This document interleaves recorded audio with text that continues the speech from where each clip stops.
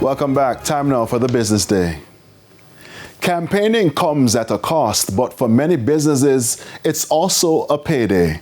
The election trail is proving to be fertile ground for raising sales and economic activity across the island. Deidre Thomas reports. Every election cycle turns into a marketplace. Candidates are the brands and voters are the customers. To win them over, campaign pumps millions into advertising, data analytics, rallies, and merchandise. On every street corner, banners are up and billboards are booked. Behind the scenes, dozens of vendors are cashing in. So Bravo, talk to me about the sales. How has sales increased for you? Yeah, it's increased from Andrew, from Goli are coming in. From who? Andrew Goli, the councillor. I'm having an election, you know. Andrew wants to go sit down.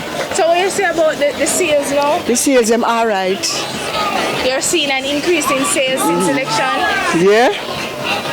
Wally. I buy them a ton and we get them for say 150 or one, but we give God thanks to make back $50 per our money. Bless them, Mr. Chin. I don't know where to us because the people them have to eat. Gas stations, t-shirt printers, and other local businesses also see profits soar. Yes, there's an increase in the sales of orange and green. Like just the other weekend gone, it was a Sunday and we had so much traffic flowing through. I was wondering what was happening and I realized that it was a campaign that was happening. So yeah, it is a lot more, right, than we're not naturally used to on a weekend. Last week we actually did a post where we displayed both political party logos, so we got a little traction from the social media platform, and I think that's good. I mean, we see where revenue has drastically increased. We have persons calling, we got social media reposts, etc. So it's a great look. Campaign injects millions into the economy and sales increase drastically and some small businesses see a boost. Director General of the Planning Institute of Jamaica, Dr. Wayne Henry, explains this trend is consistent. He says increased spending during elections typically lift sales, and he expects the economy to grow by 2 to 3% in the July to September quarter, driven in part by higher consumption associated with election activities. With intense election campaigning, you do see some increase in spending. Some increase in economic activity, and at the least you would expect that sort of bump, temporary upturn in terms of spending, consumption spending, and overall spending during that period. However, the bigger question remains: when the campaign dust settles, will these businesses hold on to the momentum, or will the profit fades as quickly as the rallies disappear? Deidre Thomas, TVJ News. Former co-chair of EPA, Keith Duncan, has described the proposals by the JLP and PNP as highly aspirational. Speaking with Emily Shields on Hotline today, Mr. Duncan questioned whether Jamaica has the fiscal space to accommodate the expected revenue loss from the proposed tax measures. Mr. Duncan says there will be several risks in relation to the forecast in the fiscal policy paper for wages and salaries inclusive of employee contributions.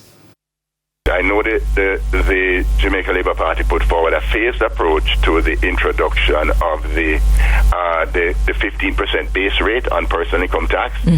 That it would be a phased approach, and I believe what I heard Julian saying in debate was that not everything we're going to have to do at one time. So I'm not sure exactly what their plan is, but we definitely know that for sure that the fiscal space, it would be extremely difficult unless you are to carve out any level of expenditure cuts significant to match up with the revenues lost under either proposal. So therefore, it has to be phased. Mr. Duncan says either proposal would have to be accommodated with additional taxation measures similar to 2016. Beyond the fiscal balance that you're allowed to run. Yes. Right? And therefore, if you run a deficit, then you're going to have to borrow to finance that deficit. Wow. Now, if you're going to introduce taxation measures, which both parties have said they aren't, right, then you're going to have to cut expenditures. And as the numbers demonstrate, you don't have the room to cut. The JSE index advanced by 421 points, while the junior market index advanced by 28 points. The winners included Sagicor Real Estate X Fund, Express Catering, Jamaica Producers Group, R.A. Williams Distributors, and Dollar Financial Services. The losers include Caribbean Assurance Brokers, JFP Limited, Cygnus Real Estate Finance, Berger Pinch Jamaica, and Palace Amusements, 16 stocks traded firm. Foreign exchange trading ended with banks and Cambio selling the US dollar for an average $160.92. The Canadian dollar is being sold for $117.30. The pound is going for $217.37, while the euro is selling for an average $188.33. And that's the Business Day news from overseas after the break.